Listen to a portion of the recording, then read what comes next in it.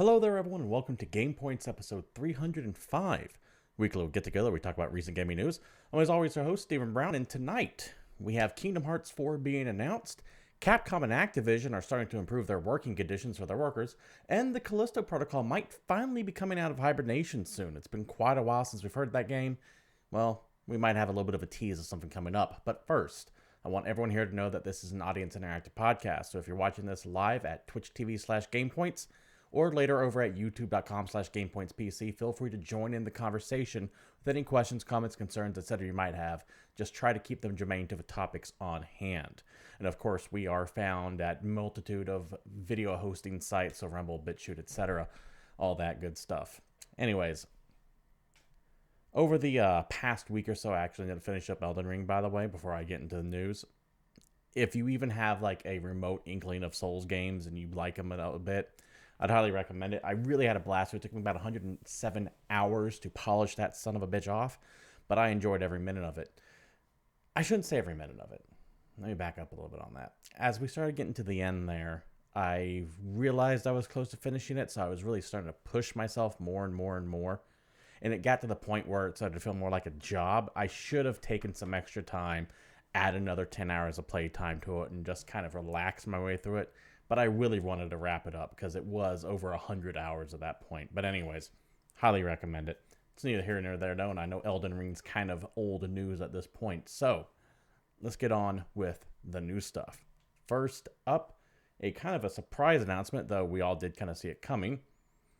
Kingdom Hearts 4 officially announced.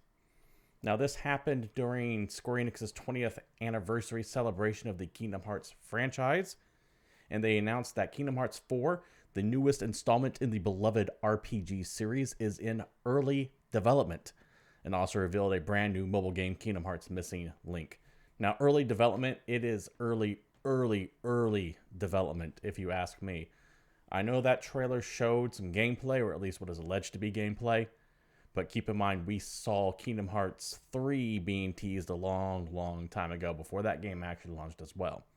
So this is very much in the, I don't even know if I want to say pre-production stage of it, but what you saw during that trailer was likely just thrown together only for that trailer. I'd be surprised if that was even running on any gameplay, not just a bunch of cinematics thrown together to make it look like it was gameplay. No big details on the actual game as of yet, so we don't know what worlds or anything that will be visited. However, during the announcement trailer, by the way, this is a still image of it, they've gotten away from that cartoony look. It looks a lot more realistic. I see a lot of people kind of lamenting the fact that he has normal sized shoes now. Go figure. They do seem to be moving away from the Disney-est of it, but not fully, and we'll get into more of that later. In the announcement trailer, Sora returns with an updated look at the beginning of a new storyline titled The Lost Master arc. Whatever the hell that means. No idea. I think the previous trilogy was called like the Dark Seeker arc or something like that, so expect this to be a new trilogy. Beginning with Sora facing off a boss battle against a giant enemy, players are introduced to the Quadratum, a large expansive city set in a realistic world unlike anything we've ever seen before in the Kingdom Hearts series. Fans will be excited to see the return of Sora's well-known companions, Donald and Goofy, in addition to the first appearance of Strelitzia, a mysterious new character who appears before Sora in this strange new setting. I was a big Kingdom Hearts fan. The problem is that while I think Kingdom Hearts 2 is probably one of the greater games of that generation, Kingdom Hearts 3 was more or less 30 hours of me going, what?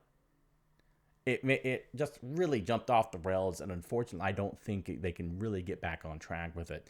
Hey there, Wilson's Corner.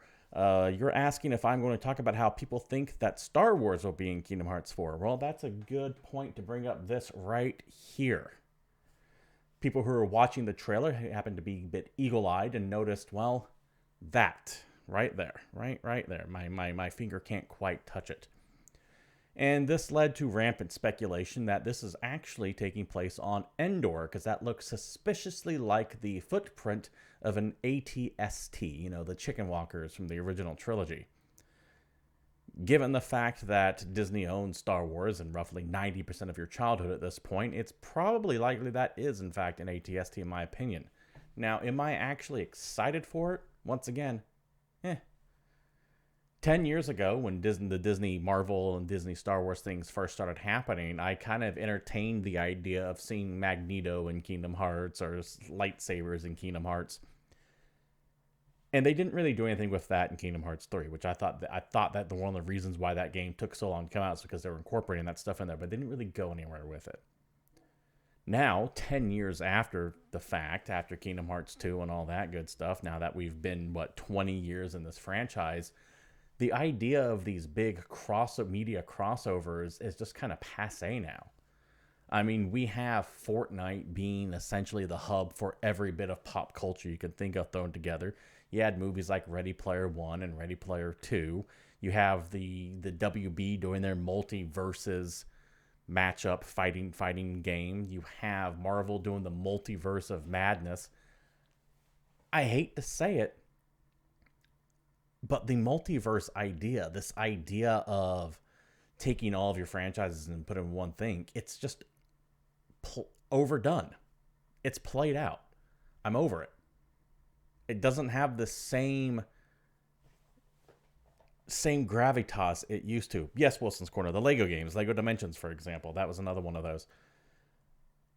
I remember that the first thing I can remember that had a big crossover stuff like this, besides your weird Scooby-Doo and the Harlem Globetrotters shit, was Who Framed Roger Rabbit. And that's when you had Disney and Warner Brothers putting their same characters into one movie. You even had that scene with Bugs Bunny and Mickey Mouse falling in the parachutes together. This was one of those things that was considered unheard of. And it really didn't happen again for many, many years, except maybe a couple hints every now and then. But now it feels like every single franchise, from G all the way to Hard R, must now make an appearance in something. Let us not forget that the Droogs from A Clockwork Orange were in the background of the new Space Jam movie, for God's sakes. It doesn't have the same draw anymore. What made that stuff so special was its rarity. But now it's just all kind of thrown together. So this very well could be an ATST. If Star Wars is in Kingdom Hearts, it very well could be that. And I just don't care. And that sucks, because I want to like this. But they have driven this idea of the metaverse, or whatever you want to call it, whatever the nom de jour is, and distilled it down into extremely cheap cash grabs, it feels like. And now I'm not saying that Kingdom Hearts 4 is going to be a shoestring budget meant to cash in on, meant to like churn around like a mobile game or something. But it just feels corporate now. Here are all of your favorite brands sponsored by Disney thrown together. It's like, okay, I get it. I get it. I get that you own all this. It's a strong flex. But it's played out. I'm over it. I'm done with it. Chat's saying too much spice does not make things nice, and multiverse delge waters down the original product. The Droogs, for example, which I was saying earlier. I still think Star Wars Kingdom Hearts 4 is actually a good idea. It feels kind of fresh to me. It might. I can't think of any Disney movies that they can really visit at this point, besides some of the brand new ones. But let's face it, when people think Disney, they still think of the old stuff like Peter Pan, Cinderella, Sleeping Beauty, etc., Beauty and the Beast. They don't really think of the newer stuff like Brave, right? Brave's a Disney movie, right? I'm so disconnected from Disney these days, it's not even funny. I don't know. I don't know how I feel about this. It's just not something that's really singing to me. I hope it's good, though. I am going to play. I'm going to play through Kingdom Hearts 4. I played through Kingdom Hearts 3, for God's sake, despite the fact that I didn't play any of the other side stuff, because I was like, you know what? That's all side stuff. It was on portable systems. There's no way any of that would actually tie into the main story, right? And fucked if I wasn't wrong on that.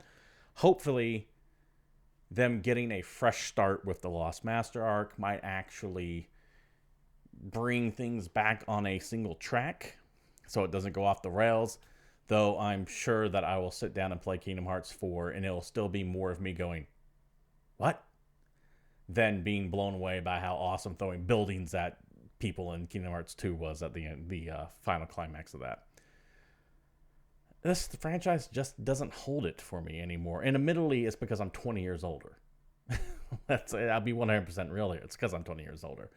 But it does still feel like it lost something on the way. And hopefully they can reclaim it. But I'm just not excited for it. That might change as we get closer to its release. Moving on, while we're on the topic of Square, I wanted to bring this up because this is tangentially related, not just because of the Square connection, but something else I want to address later. This is via Gamatsu. Square Enix trademarks Tactics Ogre Reborn in Japan. Sorry, I started trailing off there. I forgot where I was. Square Enix filed for a trademark Tactics Ogre Reborn on March 31st in Japan, which was made public today. Now, typically I don't go over these trademark filings because it's usually just them re-upping the IP name over and over again, but this actually had the name Reborn attached to the end of it. So it does sound like they might be remastering or remaking some of the older Tactics Ogres games. They were fantastic little strategy games, by the way, which kind of fell off by the wayside. I think the last one was, yes, Ling Us Clean Together remake on the PSP in November 2010. I would hope that Tactics Ogre Reborn might be a retelling of March of the Black Queen, or even March of the Black Queen combined with Let Us Clean Together. That would be great. By the way, if you didn't notice, all three of those names are Queen songs. Ogre Battle, which is what it was originally called, March of the Black Queen, and Let Us Clean Together, all Queen song. Let Us Clean Together is, I think, known as like Tio Titore or something like that in Italian, but it translates into that. Apparently, the guy who made the games is a big Freddie Mercury fan. Who knew? To the article. A new entry in the Ogre Battle series has not officially been announced by Square Enix, but a Tactics Ogre Remastered appeared in a database of games data mined to the NVIDIA GeForce Now service. A number of games from that leak have been since announced. From Square Enix alone, you had the ActRaiser Renaissance, Chrono Cross Radical Dreamers Edition, Dungeon Encounters, Final Fantasy VII Remake Intergrade, and Voice of the Cards Isle of the Dragon Roars. That's the main reason why I wanted to bring this up, because at this point, I think it's kind of indisputable that the NVIDIA leak is 100% confirmed. We've had multiple games come out since then. It'll go down as possibly one of the biggest leaks in gaming news history. All kinds of stuff was on there. And keep in mind that there are still some big games on that list that have not been announced, including BioShock 2022, which was listed as in the NVIDIA leak, although I hear that might now be 2023. Fight for Middle-earth, which seems to be a third in the Blank for Middle-earth series of games. Actually, I take that back. I'm getting confused with the Shadow of War, Shadow of Mordor. I don't know what Fight for Middle-earth would be. No idea. But it is from WB Interactive. Final Fantasy Tactics Remaster, considering that most of these Square Enix games have already been announced. I'd expect that one to probably be announced soon enough. Destroy Humans 3. We'll touch on that when that might come out a little bit later in the show. And then, of course, XCOM 3 as well, which, from what I understand, has actually been shelved and its resources poured into Marvel Midnight Suns. I can't 100% comment on that or confirm that either way, but that is just the grumbling that I have heard, which really makes me sad because I love XCOM and a myriad of other games as well.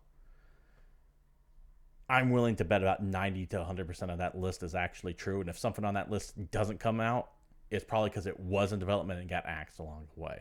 So I'd be very curious to know what kind of mea culpas are going on behind the scenes with NVIDIA and the other companies out there, because some publishers, Square Enix, for example, had like 2 or 3 years worth of leaks just dropped suddenly out of nowhere. And that's really got to hurt their PR teams. All right. Kind of wrapping up that Square Enix NVIDIA announcement pile, let's go ahead and move on to something different here. This is more of a personal thing because I really, really am looking forward to this game. And it's not really news, but it's anticipation of news. In a tweet from Glen Schofield, the Dead Space creator, who is now working on the Kalisto Protocol with his team Striking Distance, tweeted out this following bit right here. This is my favorite time when making a game, when design starts coming together. Love seeing all the hard work the team is doing in the mocap studio to bring our characters to life. Thanks to everyone waiting as we finish and polish the game. We'll have more to share soon. It's just this little motion capture right here. Now, for those who might not know, the Kalisto Protocol was announced at the Game Awards back in December of 2020, but almost nothing's been heard of it since then. It's supposed to be set in the PUBG universe of all things in the year 2320. And I'm really hoping that they don't make anything beyond just a tertiary connection to the PUBG universe, because I don't need this game to be directly related to that. I want it to be kind of standalone. The Kalisto Protocol is a sci-fi horror game set in a penal colony on Jupiter's moon of Callisto. And given Schofield's Dead Space history, I'm pretty excited to see this game finally coming out. We had that one trailer, but that's it. I'm really curious to see what the gameplay to this is going to be. My biggest concern about this is that it's not going to be slow and prodding like Dead Space was, or even Dead Space 2 and 3, which were essentially action games, but still had a very horror element to it. My concern is that they're going to make this very quick and speedy, and I don't want it to be quick and speedy. I want it to be slow and prodding and weighty, and I want to feel vulnerable at all times. And if I can zip around like the Doom Slayer from Doom, that's really going to take away from that. So I hope they keep... I hope you're not powered up. I hope you're not super powered. I don't even hope you're PUBG-ish. I want it to be a horror game, not an action game with a horror skin. But hopefully we'll get some more news on that soon, considering that not only is Schofield tweeting this out, but the top reply on here is from Jeff Keighley. The reason why that's important is because that's the man behind the Game Awards. And he has this Summer Game Festival coming up in June. So I'd imagine that when Schofield here says, expect to be hearing more soon, that's probably going to be at the Summer Game Fest, because he has an established relationship with Jeff Keighley. Chat saying, is there canon in PUBG? I'd imagine so. I haven't really cared about PUBG since after that first year it came out. I played it a little bit and I was like, no, this is cool, but it's not going to hold my interest. I won one match of it and set it down and never touched it again. I feel like PUBG has missed its moment. I think that it has been overtaken significantly by Fortnite. I think its long gestating development time and weird open beta-ness of the entire game, where they just wouldn't fix even some minor squabbles that people had with it, really ended up hurting that game in the long run. And Epic saw a chance to do what they would just not do with Fortnite, and, well, here we are now. But yeah, I guess there is canon in PUBG. It's just weird that this is a PUBG universe game. I think, however, it's one of those things where they're just saying it's set in the PUBG universe for marketing reasons. And not even necessarily for an American audience, but like a Chinese or Japanese audience. I'm just not... I don't get the connection. I don't. Maybe there'll be some kind of crossover event as we get closer to the release of this, where you have some weird virus in PUBG you have to contain. I don't know. I have no idea. But as far as I'm concerned, the PUBG stuff is minute. I just don't care about it. What I do care about is that the guy who made Dead Space is making another horror game. And then once again, I hope it is more horror than action. I love Dead Space 2. Dead Space 3 went a little too far with the action on it. It needs to make me tense, to make me worried. I don't want to be an overpowered supermensch blowing my way through aliens. I need to be just some person trapped on this station full of horrible shit that wants to kill me. And I want the most basic of enemies to be able to take me out. Hopefully, that's what we'll get. We'll see some more information on this game, I imagine, by June, because of the Summer Games connection of Jeff Keighley. Moving on to the next story here. This is via Video Game Chronicle. Gearbox owner Embracer says it plans to continue its $8 billion acquisition spree. So if you thought that the video game acquisition phase was over with and done, well, think again. You have Embracer saying they're going to be doing more. You already had Jim Ryan from Sony come out and say, yeah, we're going to be buying some more studios.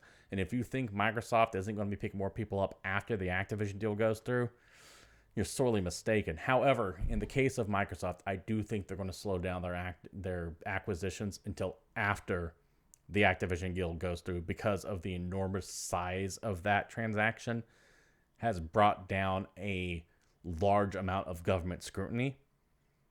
So they're probably not going to be picking anyone else up for at least another year or so, until the ink is 100% fully dried on this transaction to keep it from getting derailed. But to this story right here from Video Game Chronicle. Embracer Group reportedly intends to continue an acquisition spree that has helped become Europe's largest gaming company by market capitalization. Since the start of 2020, the Swedish company has made 62 acquisitions at a cost of $8.1 billion. And CEO Lars Wingfors reportedly told the Financial Times that he plans to make a similar number of acquisitions in the coming months and years. That means a similar number of acquisitions in the coming months and years. That means he still plans to make around another 60 acquisitions, which would bring the amount of things Embracer Group has bought to 120. That's spread across studios and entire companies and publishers. I have said for months now, I don't get what Embracer strategy is, but we do get a little bit behind the curtain on this as to what Wingfors' mentality behind all this is going on. Back to the article. This is going to take just a little bit. He said he wants to invest in the free-to-play game space as well as in countries like the UK, US, Poland, France, and China. Embracer Group, which has a market valuation of $9.9 billion, has 115 internal game development studios and 10 operating groups, including THQ Nordic, Koch Media, Deep Silver, Saber Interactive, and Gearbox Studio. Its largest acquisition was the £2.57 billion purchase of French board game company Asmodee in December of 2021. Last year, it acquired Borderlands game developer Gearbox for up to $1.4 billion. And in 2021, it purchased World War Z and Witcher 3 port developer Saber in a deal that could rise to $525 million. Last month, Embracer also acquired Dark Horse Media, one of the leading U.S. comic book publishers, for an undisclosed sum. I swear to God, I know how to read. What it is that my voice is drying out. My apologies. So, the reason why I want to bring up Asmodee and Dark Horse and all that is because Embracer Group is doing more than just buying video game properties. They're buying all kinds of shit. They're buying comic books. They're buying board games. They're buying port houses that don't really make games on their own, but they want that support staff. They're buying distribution centers. They're buying publishers. They're buying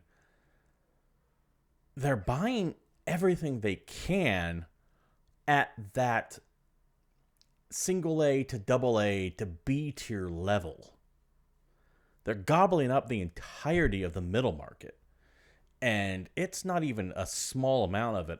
Last time they had last count, they have 115 internal game development studios, all of them working on shit. I think the last time we heard about the number of titles they're working on was like 60. Maybe it was like 40, but they have like between 60 and 40 things in development right now. Now, Wilson's Corner and Chance asking, do I think they're trying to pull a Tencent by diversifying or Disney IP monopoly? Well, that's where this part comes in right here. Toward the end of the article here, Wingforce says that the company targets entrepreneurs with a successful record and then takes a hands-off approach with them. So he's buying people that he thinks do very well on their own and just letting them do their own thing while taking a cut of what they make.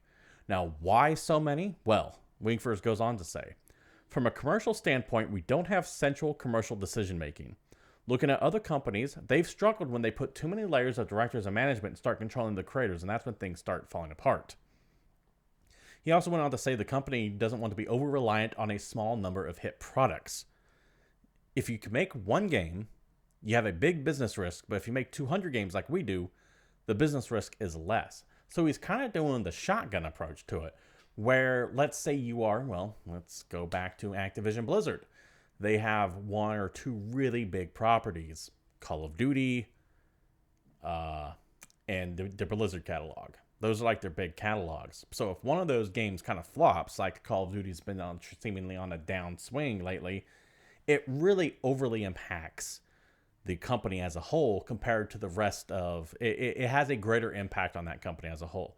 Or let's take a look at Riot Games. Let's say one day somehow League of Legends isn't the hot ticket that it is. Riot's in really big trouble if that's the case then. Because that's the one thing they do, which is why they're trying to diversify the products going out by having the Arcane TV series and the RPG whose name I can't remember, but it's set in the League of Legends universe. It sounds like Wing Force here's idea is like, I'm going to buy a bunch of stuff for cheap. And I do use that term somewhat, that they're not cheap, but they're cheaper than saying buying Activision Blizzard outright. He's buying a bunch of this mid-tier level stuff and going, hey, make something as long as it turns a little bit of a profit, we're okay. As opposed to coming out and saying, make Call of Duty or Grand Theft Auto, and it needs to do Call of Duty and Grand Theft Auto numbers.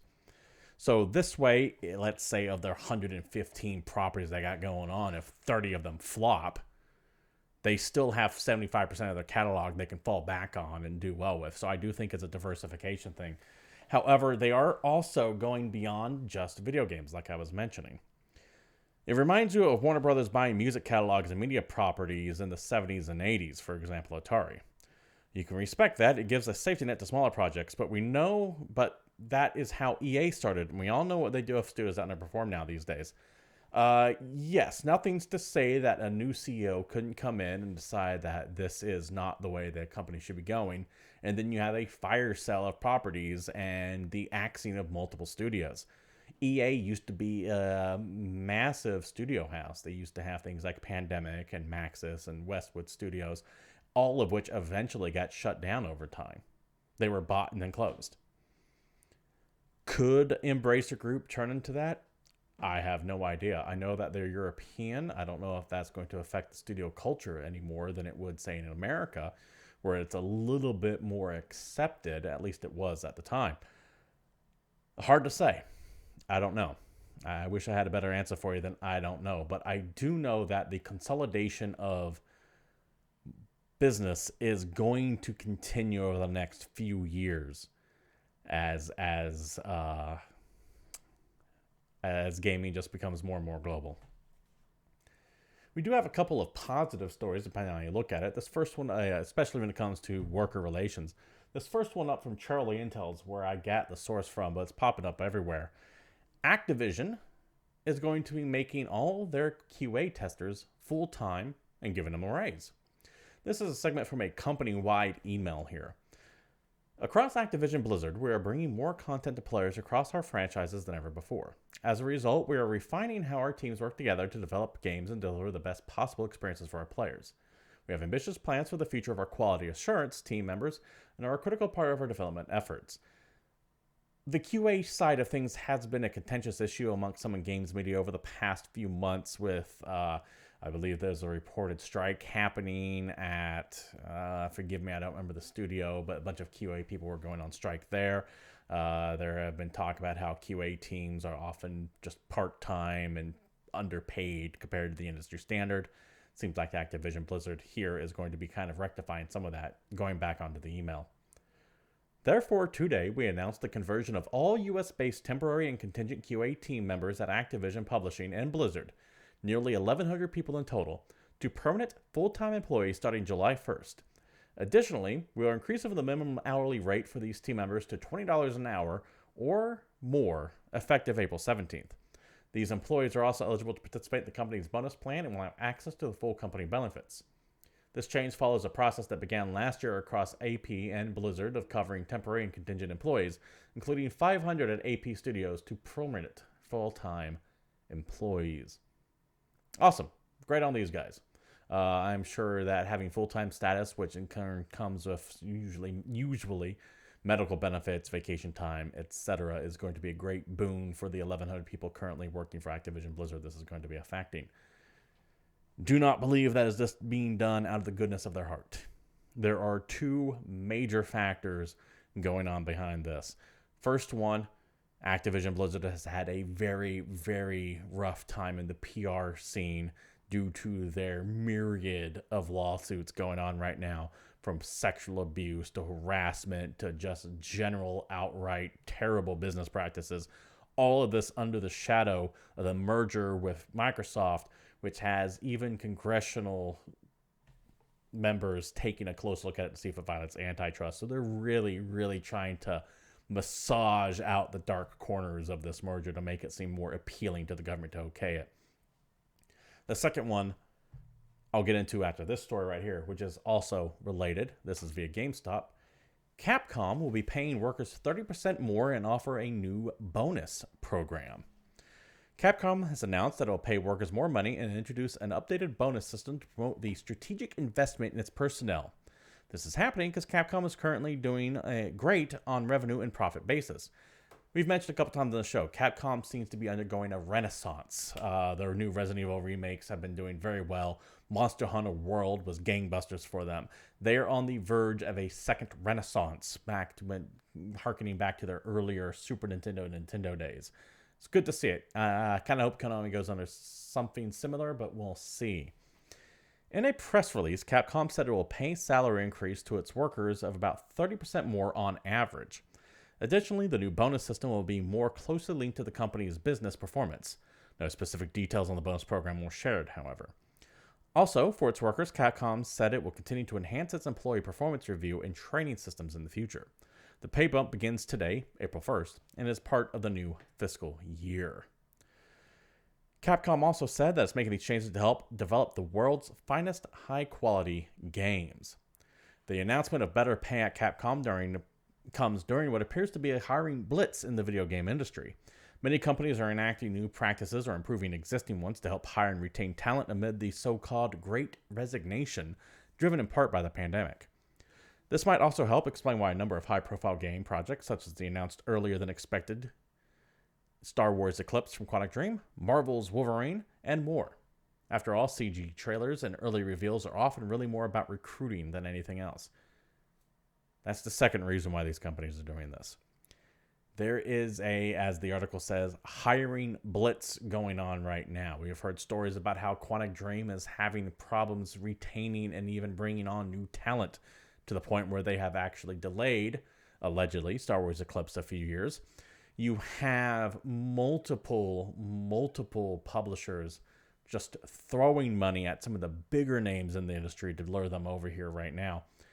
There is a massive drive to get and retain talent on the developer side of things because people are able to work. The work from home mentality is going on right now. So you have a lot of people going, hey, I'm just not going to be moving to San Francisco or anything like that.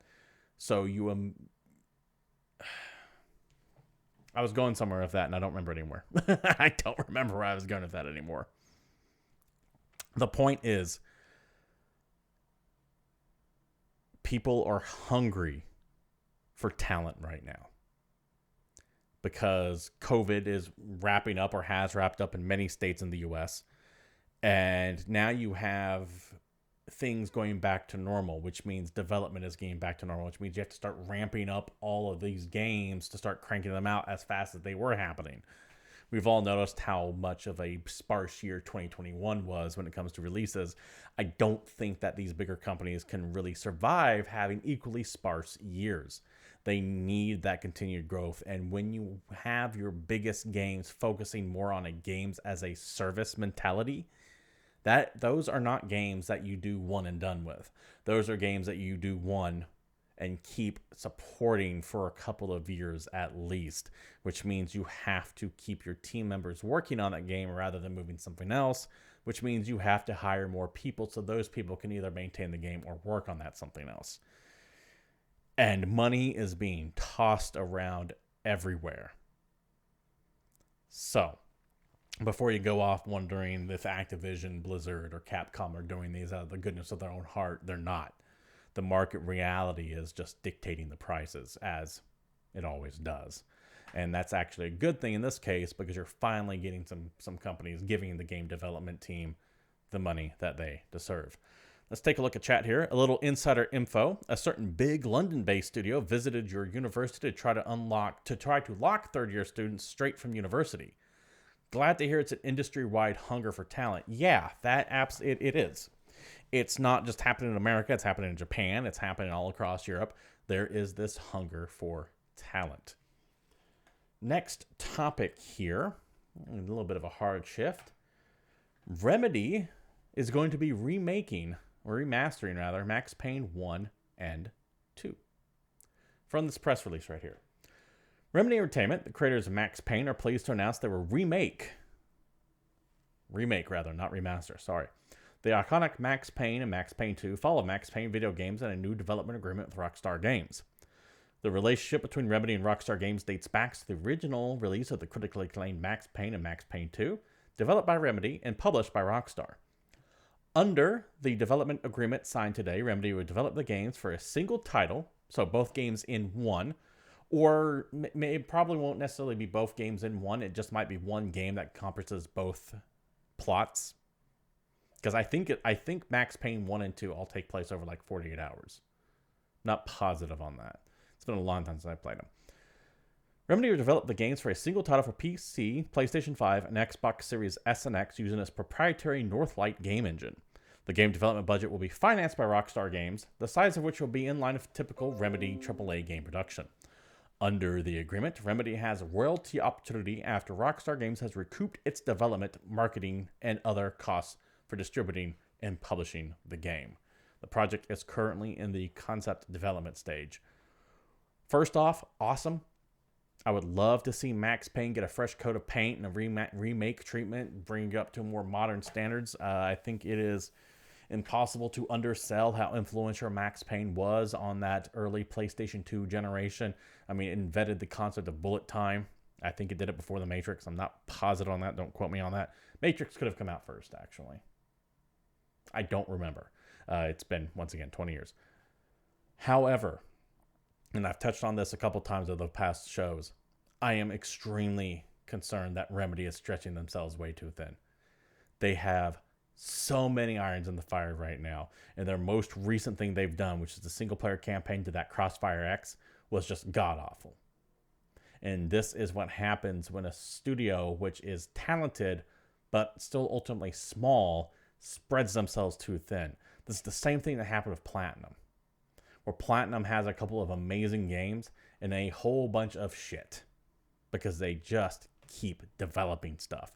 And I feel like they have to do it to stay open, but it leads into this death spiral where the game you just made didn't sell too well, so you need to make a couple more games to make up for the cost of that, which only one sells well and the other one doesn't, and then you have to bring on 3 or 4 more games, and then you go into like this spiral of having to churn shit out to stay afloat.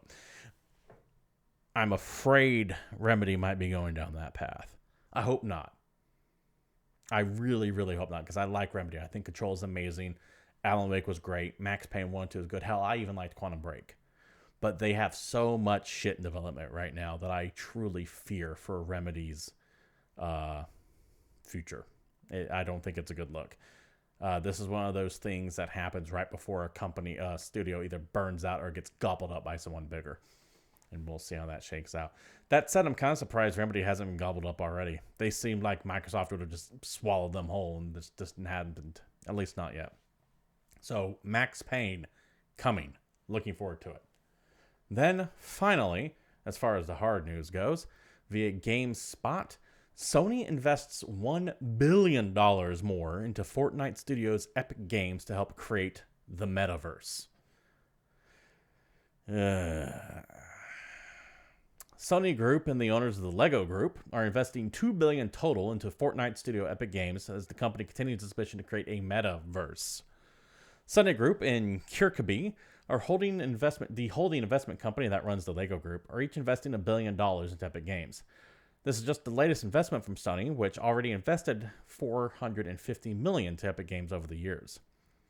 As for Lego, its investment is no surprise either, as Epic and Lego just announced a massive deal to create new family-friendly virtual play spaces aimed at children. Sony Group CEO Kenichiro Yoshida said the following: "We are thrilled to invest in Epic to deepen our relationship in the metaverse field, a space where creators and users can share their time, and by the way, create things that we get a cut off of if they sell. And we're also confident that Epic's expertise, including their powerful game engine combined with Sony technologies, will accelerate our various efforts, such as the development of digital fan experiences in sports and our virtual production initiatives." I bring this up because this goes back to what I've been touching on for the past few weeks, and that's the consolidation of businesses. This is not Sony buying Epic. This isn't Epic buying Sony. But it is them working closer and closer together and getting very incestuous with their development. Also, this whole idea of the metaverse shit. I am tired of hearing that term being brandied about because it means multiple things to multiple people. For some, it means the idea of a universe where everything is crossed over together. So think Kingdom Hearts or Fortnite or anything like that. For others, it means this weird online space, like a Second Life, but expanded out more significantly than that thing is. To the point where even Facebook has renamed themselves Meta as a company. This is a term that means everything and nothing, and all I see is a way to get people to... My understanding of the metaverse in this context is like an expanded Second Life or PlayStation Home with VR trappings where people are going to make and produce their own shit and sell it for pennies on the dollar, where Epic and Sony and Meta and all the other companies take most of the profit from it. That's my understanding of it. If that sounds like them outsourcing creators to make NFTs to be resold in the metaverse, that's because that's what it is. That's why the NFT craze got so big amongst game developers. They just wised up and they're not calling it NFTs anymore. That's what this is, though. The creation of digital goods and spaces to be sold in a digital world where people plug in their little digital lives and live under the watchful eye of these megacorps. And when someone whose online handle is Capitalist Pig is telling you this is a bad fucking idea, you need to wake up to it.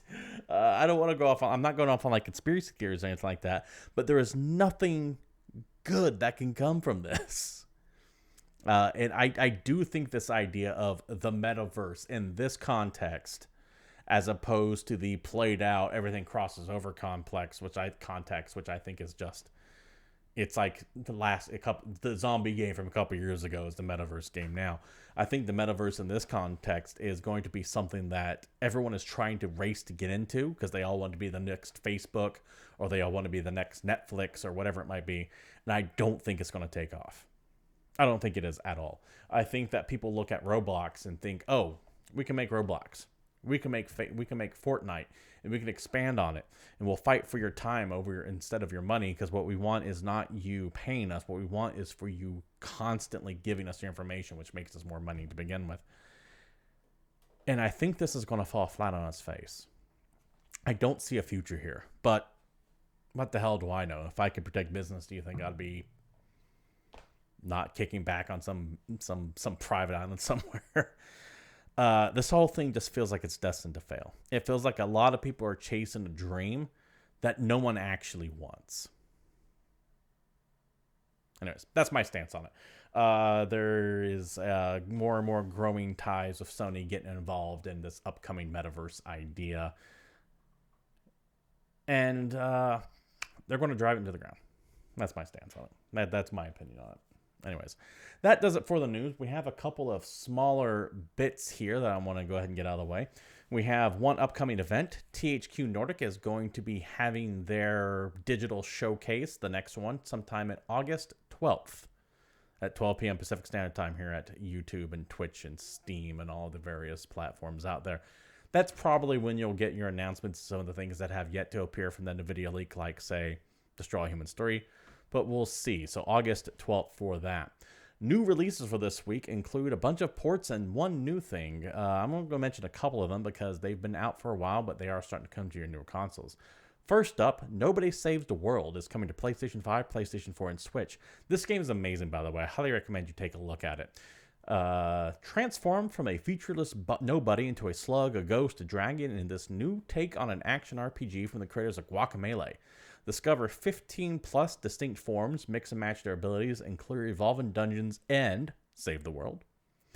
This game is fantastic, by the way. I played through this on PC when it came out about a month and a half ago. I loved this game. Drinkbox, which I believe is the name of the developer for this, really knocked out of the park with this one. I highly recommend you take a look at it if you haven't played it already. Also coming out this week on PlayStation 5, PlayStation 4, Xbox Series X and X, and Xbox One is Road 96. This was already out on PC, but it's coming to the consoles. Hitchhike your way to freedom in this crazy, procedurally generated road trip. No road is the same. This is, I mean, it's essentially like an adventure game, so think kind of like the Telltale games or the Don't Nod stuff when it comes to Life is Strange, but it is about a cross-country travel across a weird, fictitious United States that gets into some paranoia. I have a hard time recommending it, but if you do like those styles, like the Telltale or the Don't Nod games, probably take a look at this one as well. Finally coming out to PC and Switch, Cat Cafe Manager. Travel to the sleepy village of Caterwall Way and rebuild your grandmother's cat cafe. Renovate your restaurant, befriend the local cats and townsfolk, forge lasting friendships, unravel catty mysteries, and build a home for dozens of unique felines. It is as it sounds. And that's more or less it for this week when it comes to new releases. Kind of a slow week. I think everyone just didn't want to get anywhere near Elden Ring. And we're probably going to have another couple of slow weeks coming up as well. That does it for new releases, which that does it for the show as well then, too. This has been GamePoints episode 305, and thank you all for showing up. This show does stream live every Tuesday at 8 p.m. Pacific Standard Time at Twitch TV/GamePoints. But if you can't join us live, you can also watch old episodes at youtube.com/GamePointsPC. We're on BitChute, we're on Rumble. You can join with Discord and find links to the old shows there as well, and all these stories that I use for reference. You can follow the show at GamePoints PC. You can follow myself, Stephen Brown, at CapitalistPig21. And I do stream throughout the week as well if you want to come back to this channel here and see what I might be playing at any given time.